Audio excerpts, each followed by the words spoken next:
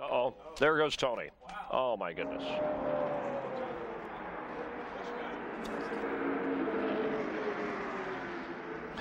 Crash in turn 4. Man, and there in the midst of it sits Tony Stewart and Kurt Busch, the 2 leaders. I believe, I'm not sure, but I believe Tony got a little loose all at once. Kurt Busch, the 2, will go straight to the garage, Jerry. I'm worried about you. I ain't worried about that car. That was Greg Zipadelli, Stewart's crew chief. And the strongest Chevy and the strongest Dodge in Daytona are wrecked. Let's watch it. I don't know if Kurt got into the back of Tony or not. Let's wait till we get around here and see. Tony's car just Tony hit the apron. He got down on the apron. He got a little bit loose. Kurt was all over the back of him, and there he goes. Tony's dropped the window net on his car. That's a signal to safety workers that he is okay. Watch the yellow line. Yeah, watch the left front tire. Gets it on the apron just a little bit. You see the car wiggle, and he gets loose. He's got to probably lift out of the throttle a tad. And here comes Kurt. Cannot get off of him. They make contact. And then once Tony gets sideways, nowhere for Kurt Busch and the 2 to go. What a shame. You're doing 185 miles an hour, Darrell. The car in front of you suddenly loses several miles an hour of momentum. Was there anything Kurt Busch could do to avoid Stewart? No, you could see he was trying to get down. He was trying to get underneath Tony to get away from him. It wasn't possible. He did everything he could do. And remember, they had fresh tires. This is a racetrack where you run wide open on the mat. Just listen. Just that little, you hear the throttle, and that's all it takes.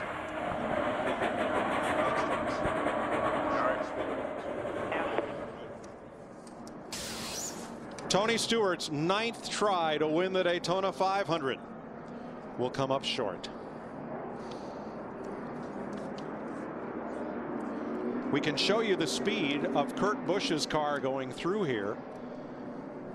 Sorry, we don't have that telemetry on the 20.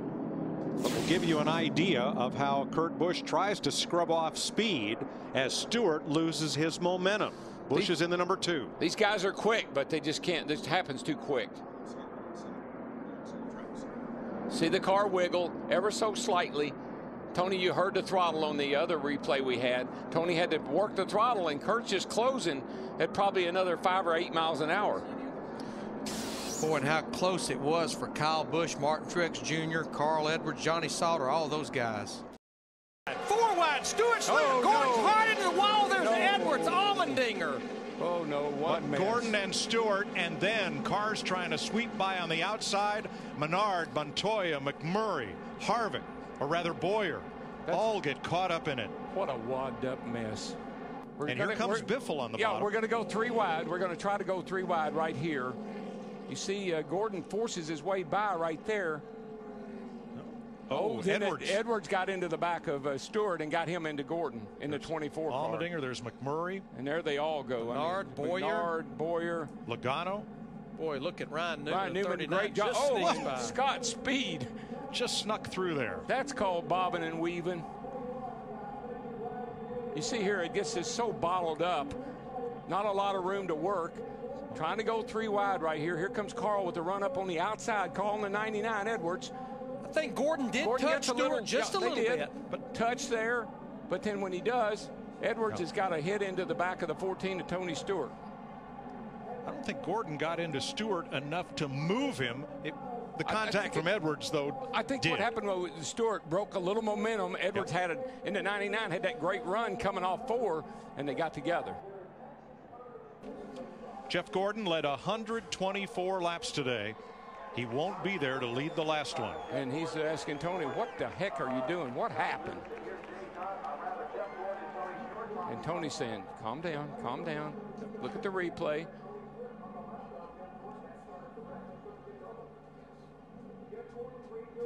So disappointing. I know Jeff Gordon was just, I've never seen him drive so hard. I don't think Jeff's there saying, I didn't mean to get into you. Tony's saying, it's okay. That isn't what did it. I mean, I came off of 4 there and bounced off of Jeff's right rear, and then it just pendulum, and I lost it and got into his right rear, and then I got us to where neither one of us could get away from it. And somebody put me in 3 wide and 1 and 2, and that got me up where I got a bunch of crap on my tires, and that started it. You had a long talk with Jeff Gordon. What was it about? How we got to there. I mean, I think he was upset or worried that I was going to be upset about it on his side, and it wasn't his fault. I mean, obviously, and I got a chance to see it in the infield care center. It's definitely my fault. So apologize to all the teams and drivers that we got caught up at and their fans for it. So we had a really good car there, and just shame that it happened, let alone to some of your teammates like that.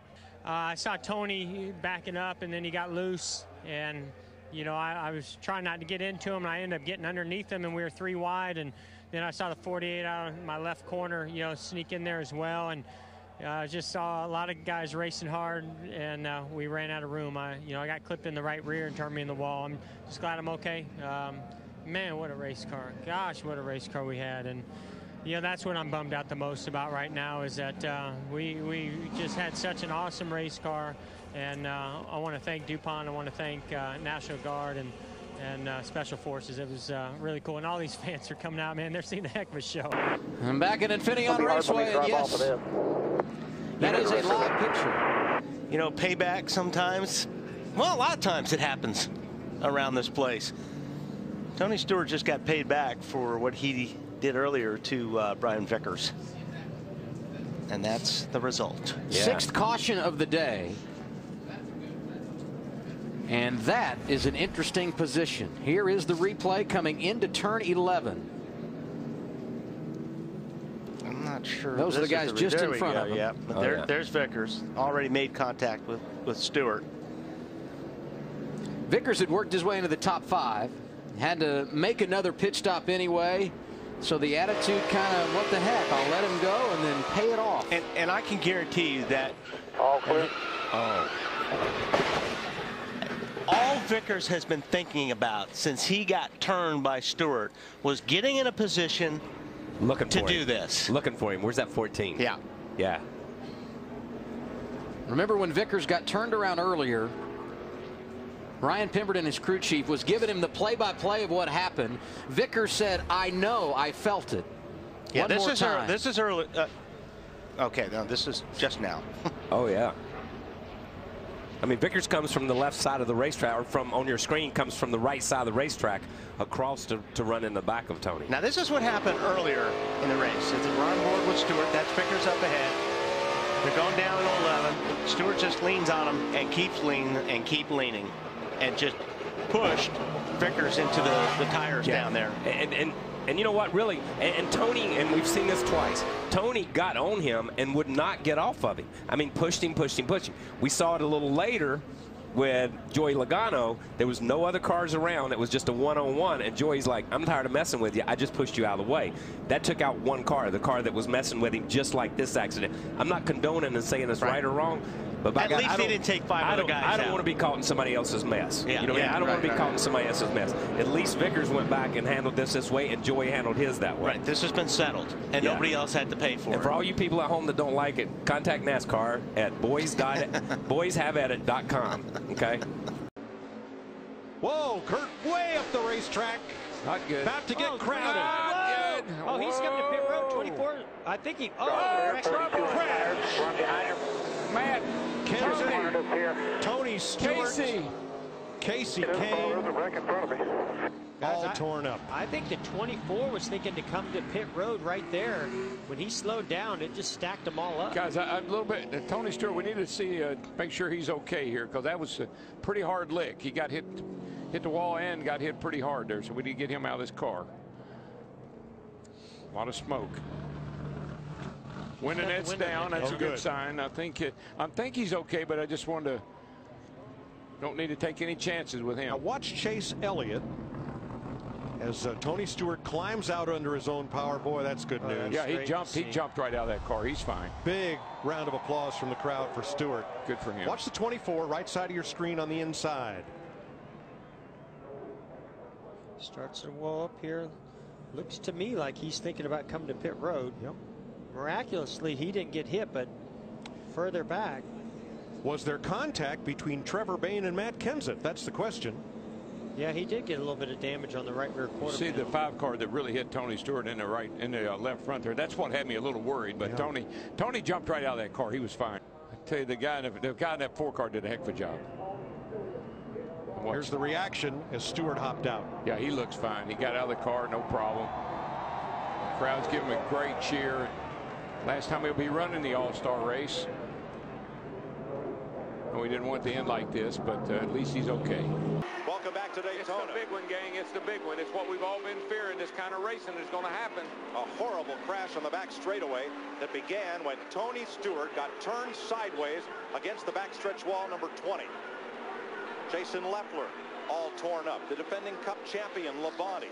Stewart, there's fire underneath the hood of Bobby Labonte's car. He's out. He's okay. This is the view. You see Tony Stewart moving inside his car.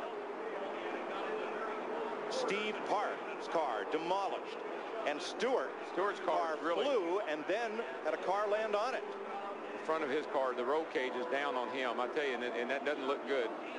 They're running in with the safety crew. There's Robbie Gordon, and I'm not so sure that car there didn't have something to do with the start of it. It looked like a yellow car got against the outside wall to me. Ward Burton, perhaps the fastest car here, torn up. Robbie Gordon, damage to Jeff Burton, Kenny Wallace as well. They have made it back to pit road. Dale Jarrett, here he comes down pit road, tore all the pieces. I think we could tell it, say it easier. I only see about 7 or 8 cars out there that does not have damage. Steve Park pounding the roof of his car in frustration. And Jarrett, for the second time in 3 years, is caught up in a melee. Here's Martin, all torn up. Let's see what happened coming off turn 2.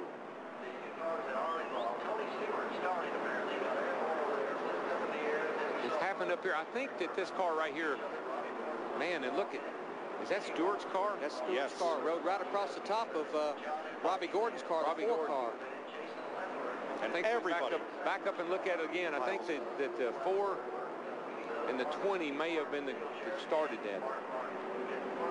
Stewart was the first car sideways. Here's why. Here's the 4 got into the back of Ward Burton, I believe. And then Burton's 22 got into Stewart. And everybody scrambles. That car is taking a whale of a ride, that 20 car is. It's getting hit. It's upside down. It's hit on its roof. It's on fire. And here's another angle. Coming off of turn 2 where we've said that it's the wind. Somebody got into the back of that car right there. That's Ward Burton right there. You saw a puff of tire smoke, and then everything let loose. I think that's what started. Somebody got in back of Ward Burton off turn 2. I'm pretty sure the 4 car got into the back of Ward Burton, turned him into the 20 car, and God help all of them because there's no place to go. And you can't see. Now here we come off of turn 2 again. Right there. See, Ward Burton got pushed around by that car, and that's the 4 car. And he got in the back of Tony Stewart. Of course, Tony Stewart won airborne here. And it was Ward Burton's car being sideways that blocked up the track for everybody behind him. Boy, and it gets hit by every car in the field, seems like, and Tony Stewart's car just took a whale of a ride. That must be at least 30 cars in that wreck. From Tony Stewart's onboard camera.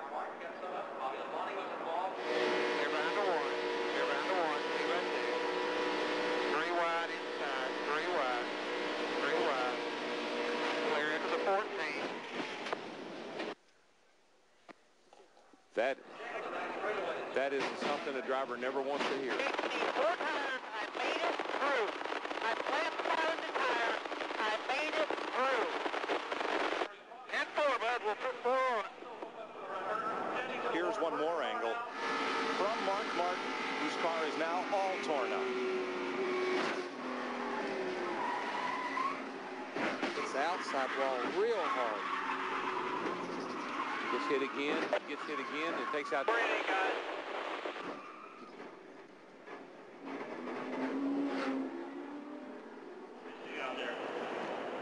And Tony Stewart goes for one of the wildest rides in recent memory of Daytona. Kind of looks like the Richard Petty crash here, back when Richard crashed off turn 4 down here, standing on Look, he's got Bobby Labonte's hood. It was hooked to the back of his car as he was in midair.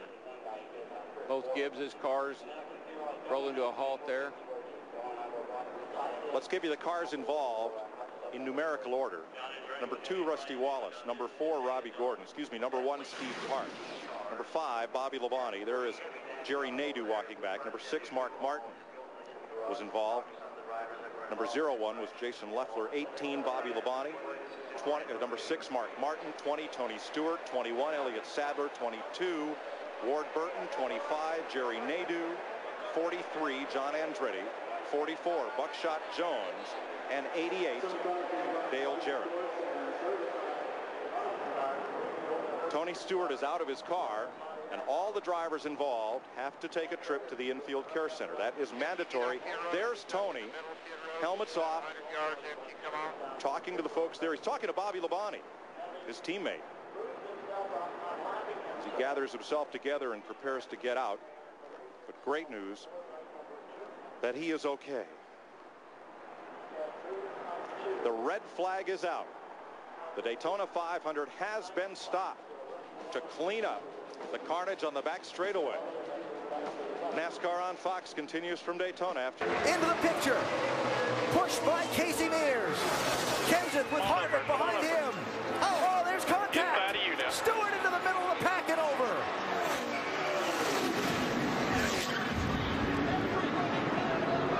Caution's out.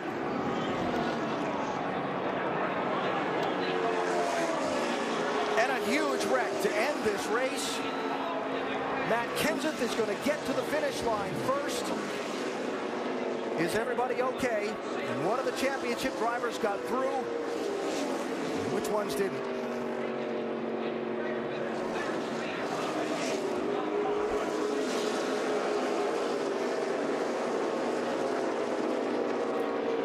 NASCAR will check the video to see who was out in front at the moment of caution. They have just called confirmation that Matt Kenseth is the winner of this race. So many cars involved in the accident. Tony Stewart's car up on its side. Jimmy Johnson's car all torn up.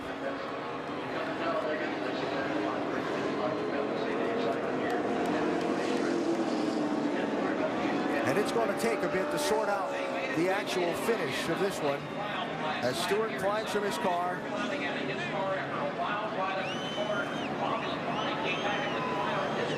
And that's great to see. Bobby Labonte.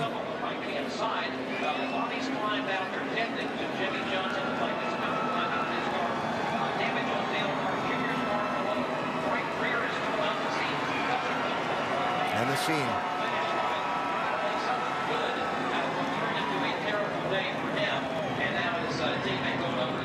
Dale Jr. just refired from the accident scene and came to the finish line. He's picking up Jimmy Johnson, who just climbed from his destroyed race car. Yeah, Jr. just trying to complete the last lap. He came off pit road, crossed the line, and he saw Jimmy standing there. We'll be right back.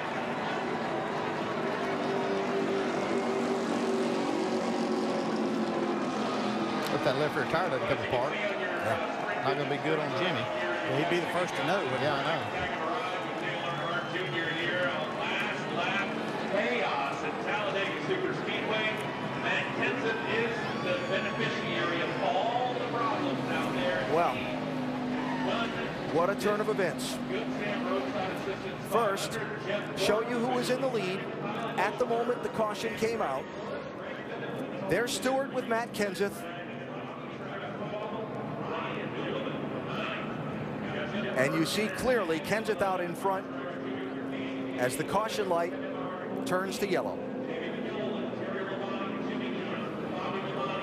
Yeah, it looks like the first three might be Kenseth, Gordon, and Kyle Busch from that point.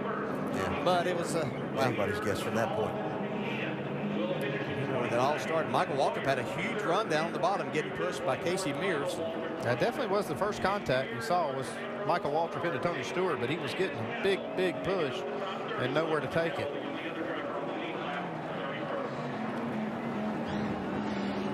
Well, here it is. Waltrip in the 55, Mears in the 13, Stewart in the 14. You can see Tony just a little bit late in making that move to get back down. Harvick and Kenseth on the outside had a run, so they were literally going to go by him on both sides. Watch the two. The championship leader somehow avoided getting really torn up in that. See, it looked like Martin Truex was going to get through there. Bobby Labonte caught him right at the end.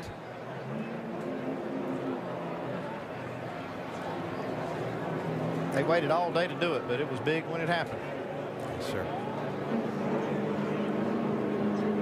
See Michael Waltrip just barely catching the left rear quarter panel of Kevin Harvick. Get him involved. Stewart's car upside down on top of Casey Kane's number 5.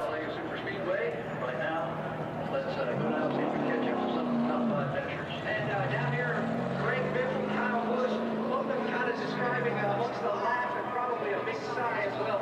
How will they got this? Incredible. Greg Biffle, 5th place right now. What did you see out there coming to the checkered flag? They're coming to the checkered flag. Yeah, and you know as a driver, Tony Stewart's leading this race. He's got no help. He tries to make a move that's going to get him some push and help. And you know as a driver, if you make that move, there's a chance that somebody's not going to lift on the last lap, and this is a situation that could happen. It's a product of this type of racing, and every driver knew that's the situation that you could find yourself in. Just got to go straight, that's all I did. And once I was clear of all the stuff, you know, I kept going.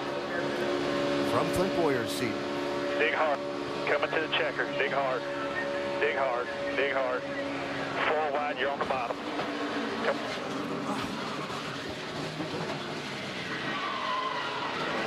Get it right if you can get it. Get it right if you can get it. Into the checker. If you can get it started, get it started. I see it. Casey Kane. About to have an unexpected passenger.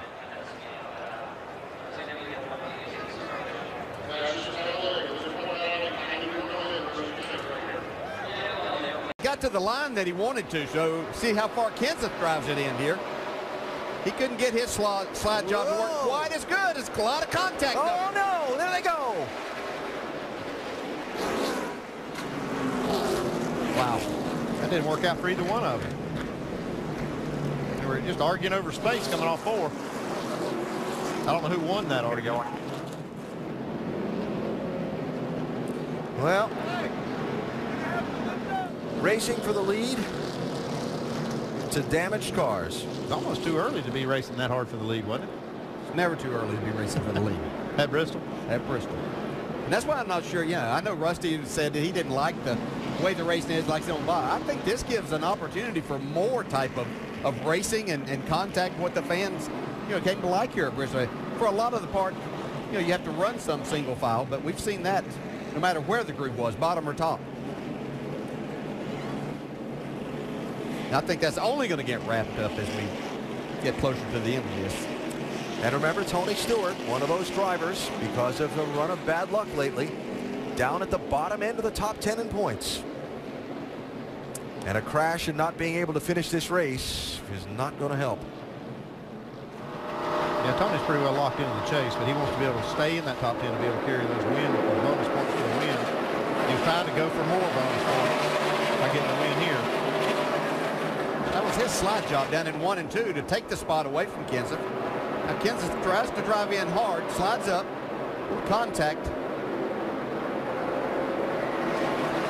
I have to call that racing. I mean, that's try to throw the blame there. That's just racing. See, Kenseth does slide up into Stewart a little. Tony comes down, trying to pin him down a little bit. That creates contact that gets Kenseth sideways. Yeah, but I thought Tony had to get down a little bit. We've talked about how just on the exit right there's not a lot of room. The groove's fairly narrow. He had to kind of keep off of that clean part of the track to stay in the groove. See right here, if he goes a little bit higher there, yeah, I don't think he had much choice, Tony. No, if you have to lay some blame somewhere, it's certainly the contact was created by Kenseth driving in probably a little too hard. Tony not very happy. Whoa. Now, gosh, looks familiar. Well, we know what Tony thinks. Under caution here at the New Hampshire Motor Speedway, Mark Martin hit the wall up near turn 4, but also Tony Stewart's car, his backup, being unloaded because he too has made heavy contact with the wall here at New Hampshire. Just right before Mark Martin did, you can see down in turn 1 and 2, Tony against the wall, and there's a lot of damage to that car. I think that's the reason Darian Grubb and that group didn't even hesitate to get that backup car unloaded. Now, again, remember the NASCAR rules. If you go to a backup car and you present your car for qualifying this afternoon with the engine you plan on racing, basically you can start where you qualify. I know he went to a backup car at Pocono a few weeks ago, had to start at the rear because that was after qualifying. You spot any issue, maybe oil or something on the racetrack, Tony? I don't know. I don't think so. I mean, I got a little bit loose getting in and chased it up the racetrack, just ran out of racetrack. So this is my fault.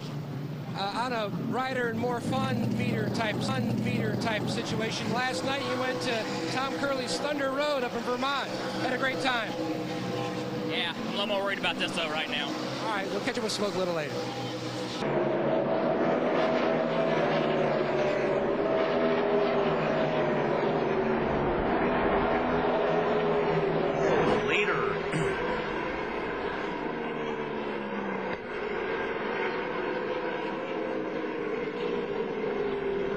The caution has just come out here at New Hampshire, a spin by Tony Stewart, who was the race leader. You see Tony, Ryan Newman in the 12 car, David Strimming. And just Newman went in there really, really deep. You can see he even got on the gas a little bit after he initially got on the brakes. Watch here. He goes in, and then you see another surge right here.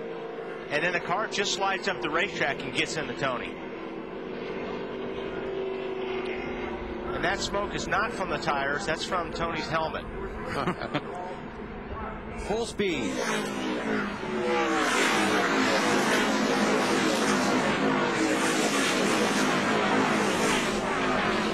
Tony made some contact with the outside retaining wall. Don't know how much damage. Meanwhile, here comes the leader on the pit road.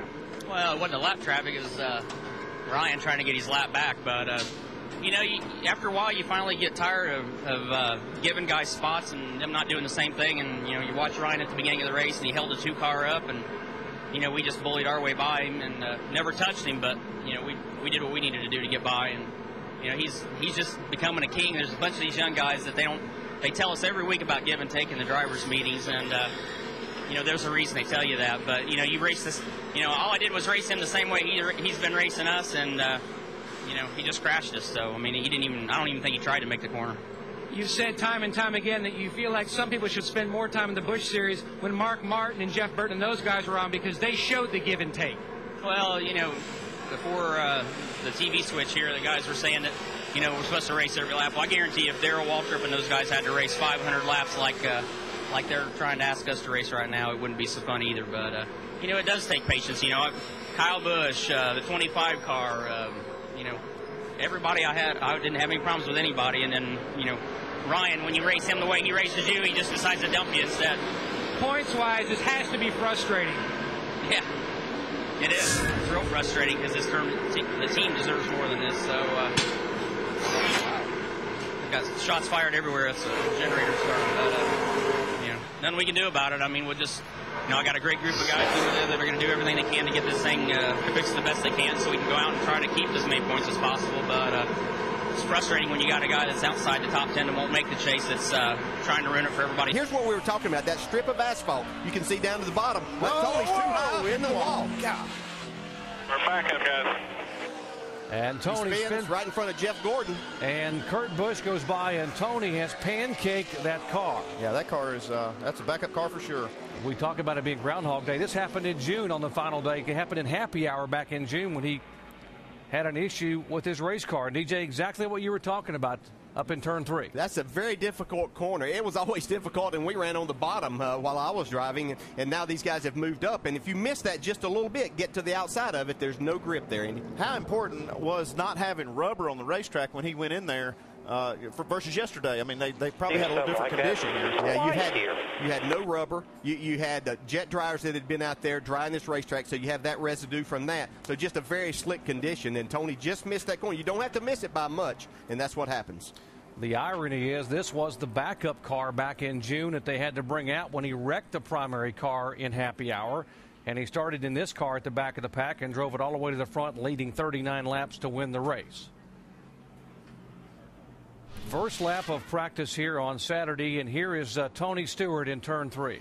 You want to arc the car in pretty high right there to get down to that asphalt, but man, just wasn't a lot of grip there. Yeah, he got on the asphalt, and it was just like there was no grip there whatsoever. And these guys had told me yesterday in the garage area that strip of pavement is losing a lot of the grip that it had the first couple of years. When they put that asphalt down through that groove, it was black. You could see a big difference in color. Now you see the color is not nearly the difference. So you've lost a lot of grip there over the last couple of years now.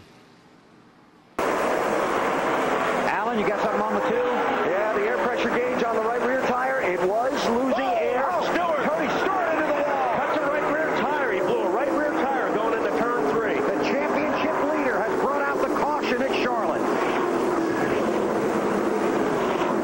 That's unbelievable. You know, everybody was worried about Talladega in the points race.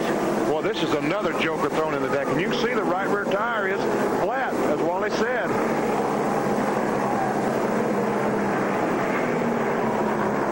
Tony Stewart came into this race with a 75-point lead in the chase for the Nextel Cup. Right now, that lead is 95 points, but it's about to start shrinking. Very, very frustrating. Zipadelli is, you know. Oh, he's so frustrated. All right, let's take a look. He's going in the corner, and Wally just minding his business. Yep, you'll watch the car here. It'll just go sideways, and he feels it, but the right rear is down at this point. Now, he hasn't hurt this car too bad, but it's hard to visualize him outrunning many people. He might be able to stay on the lead lap. No, he's not going to stay on the lead lap. Don't think so. This car, no. On board with Michael Waltrip, looking at Tony Stewart.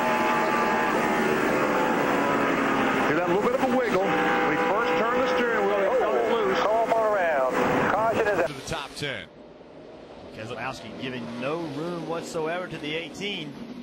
And another big crash on the backstretch, Rick. Man, and right up in front of more traffic. Behind you in 3. I think Ryan Newman's in it. David Reagan is in it. Well, Fire. And Chris Buescher was in it as well. Chris Buescher involved. The 83 of Dylan Lupton up on top of the 31. The Fire underneath the hood of the 23. And the 14 of Tony Stewart. Looks like it's ripped the whole lines out of the 14. Stop right here, they said. Yeah, got that thing smoke. Look at the car on top of that front fender. Newman trying to get out. You see the safety worker trying to help Dylan Lupton out. Dylan Lupton's car on top of the 31. Rick, we knew it was going to be a crazy night. Richmond, as the red flag is displayed, but this is maybe perhaps exceeded what we thought. Smoke climbs out, and the crowd acknowledging Tony Stewart in his final run at Richmond International Raceway.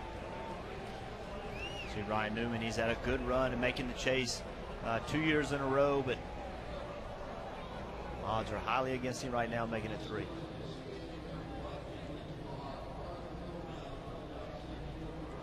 Brian Scott involved in this. I had mentioned Chris Buescher. I'm not sure the 34 was involved in this. I think it was Ryan Newman. I think the 34 was in it, but he drove away. Definitely didn't get the most damage, but you're going to see here the 31 and the 14. There's some contact right here heading into turn 1. The 31 accelerates, gets inside the 14 as they enter the backstretch. Yeah, we've seen this several times. The cars having, getting into turn 1, and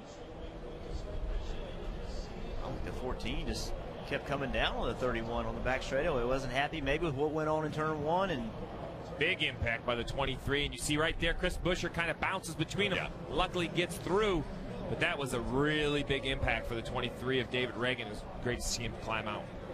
The window net down right away. This would be a great view of it, Jeff. Outside 14. 19 straight back, looking inside tight, inside tight, inside tight.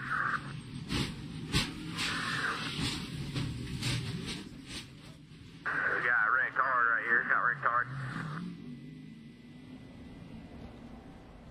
14 involved.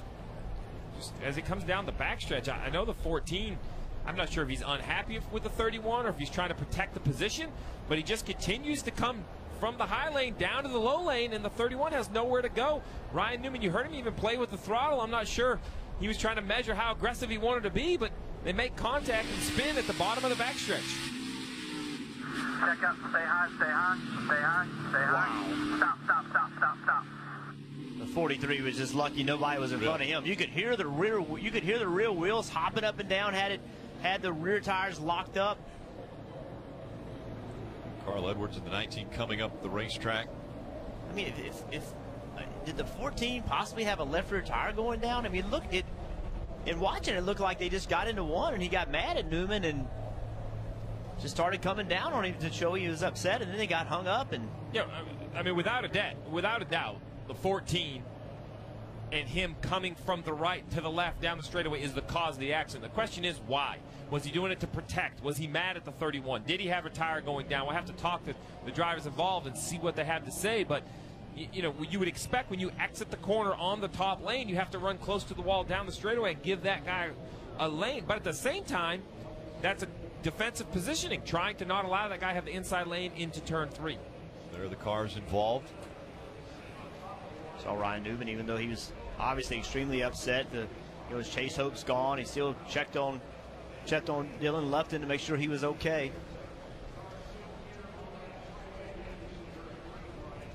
And big damage for the 23 of David Reagan. We talked about the battle between David Reagan and Chris Buescher for that 30th spot in points to make sure that Buescher could utilize the win that he earned at Pocono. He's standing here with us now. First of all, are you okay, and why did that happen? Well, I'm fine. I mean, I think it was pretty obvious watching the video. I don't even have to watch the 14 cut across my nose in turn 1, and I got into him after that, but he'd already chopped into me and messed up my line, and I clipped him a little bit coming off the 2, but then he just cut across my nose going down the back straightaway there, and I guess he thought he was in the sprint car again. Didn't know how to control his anger, so we'll fight, keep fighting like we always do. It's unfortunate. Not the end that we wanted to with the Caterpillar Chevrolet. Got to thank Granger and Wicks and Sprint and everybody else that helps put us on. But just disappointing that you got somebody old like that retired and should be retired the way he drives. It's just ridiculous. And you were racing him pretty aggressively for 9th place in the turns before that. Do you think he had any reason to be ticked off at you? I only hit him in turn 1 when he cut across my nose, so I don't think there was any reason other than him just being bipolar and having anger issues. So. Well, I mean, you can look up, you can Google Tony Stewart. You'll see all kinds of things he's done. Look it up on YouTube, everything else. Quite the guy. Glad Ryan's okay, out for the night, and Chase Hope's dashed. In turn 3, one car spins, hits the fence, it's Tony Stewart. Clint Boyer gets a piece of him, and Stewart was caught up in a gaggle of cars and making no forward progress. They were racing 3 wide all around him, and it's Tony that ends up in the fence. And Tony, he was one of those cars that pitted on that last caution. I wonder if he had a problem, Larry, because he was kind of falling back. Seeing his right side tires down. Battling Jeff Green. Jeff Green just gets into him. That going into turn 3 here is a difficult place to go in there side by side, and here comes Blaney or Boyer, and he gets a piece of it. And as he was sliding down the racetrack, a lot of other cars coming at him. Stewart has brought that car back to the garage for repair. You just see right here, Tony's going down in the corner. The 66 and Green's under him, and they just clip. They just touch. That's all it takes at 200 miles an hour. You just get real loose under somebody going into turn 3. You got a car on the outside, and suck you right into the man. What happened on the racetrack, and how tough is it for you? Well, I mean, it's not what we wanted by any means, but just got clipped in the left rear. It wasn't anything intentional by any means.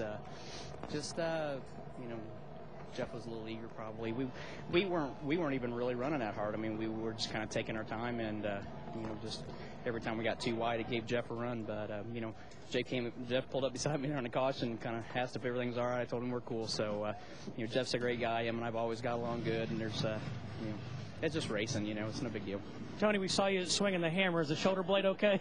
Man, I was sitting there talking to the guys. Can you imagine what the bill for J.D. Gibbs is going to be when he gets the invoice from Greg Zippadelli and myself for fabrication work? I mean, our hourly rate's not cheap, so it's fine. I mean, I'll be honest. I mean, I feel really good. I don't feel good about the day, obviously, but physically I feel great. So just look forward to Sonoma next week.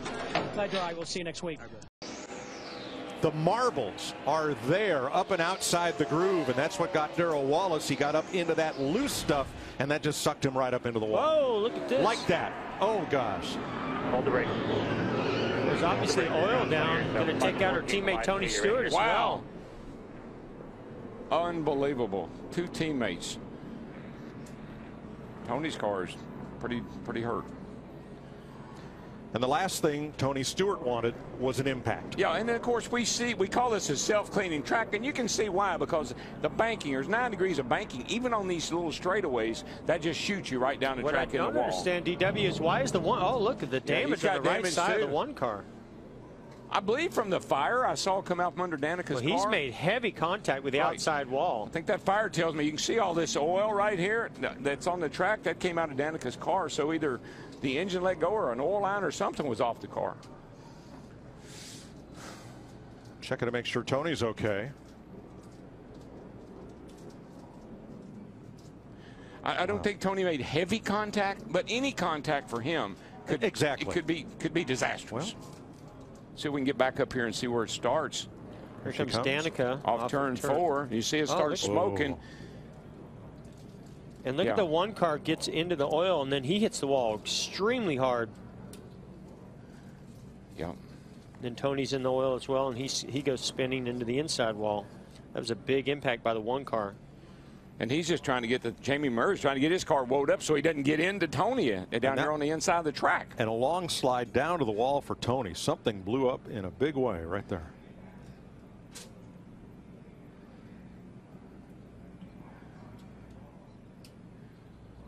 Well, the good news, Tony, he's climbing out under his own power. Yeah. About Tony, and you know, the only thing that he's fearful of is making contact with a wall like this. You don't really know how strong his back truly is until he goes through something like this. But we don't want to, and I know he doesn't want to see himself go into an incident. He said on the radio, he said it hurt. Now, he did hit the wall coming off 4. About halfway down here, you saw him get into the oil. And then again, no, that was the second hit, Darrell. He hit it just at the exit of 4. One of those. Jamie slides down the front stretch. Now there's Danica bouncing off the wall. There's turn 3 and 4. He's going to get that position away. 2 to go. 160,000 people. Nobody's sitting down. Outside. No caution. There's the caution now. There's the caution. Field is frozen, and we will go to overdrive. These 160,000 plus fans will get everything they paid for and more.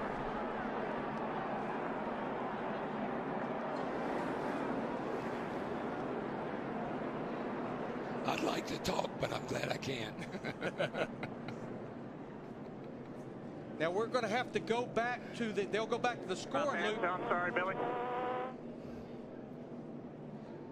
As we said, this is Bristol. Maybe. You have that 100-lap stretch where not much happens, and then in the final 10 laps of this race, any and everything can happen. And look at this grandstand. Nobody has left. As from the DirecTV blimp, you'll see the contact. And you can see Harvick's car just walked up the racetrack just ever so slightly. That's all it takes here in the corners at Bristol.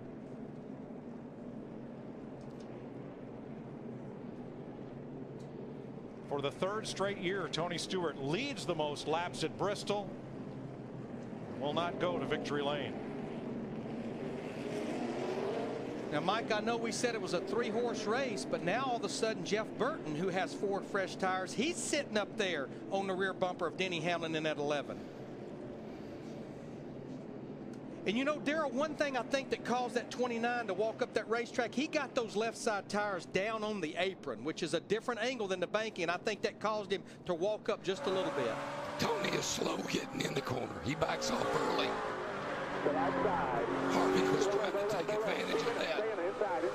Right there, you saw how Jeff Burton got to second place. I've been watching Tony all day. He backs off real early. That opened the door for Harvick. And Harvick got on the apron, got into him. Let's watch Jeff Burton's view.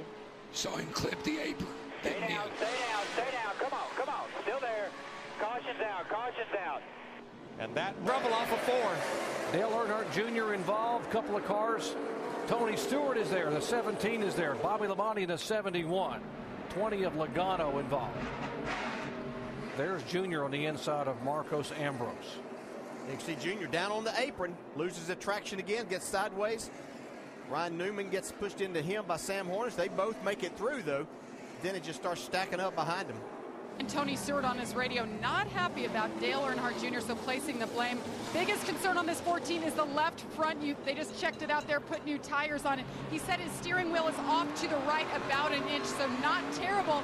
I believe he's going to be able to drive this thing, but a bad day has just gotten worse for Tony Stewart. Here's what happens coming up out of the corner. Not a lot of room on this first straightaway. Someone gets sideways. Hard to get around him and get out of the way. From Ryan Newman's onboard camera. Well, you're going to get a good shot of how that car got loose. Newman sends it on around from that point. You're clear. All good, Jeff. Thank you for playing our game and all the tear-filled nights. Now this is good fun. Now this is good fun. Now this is good fun.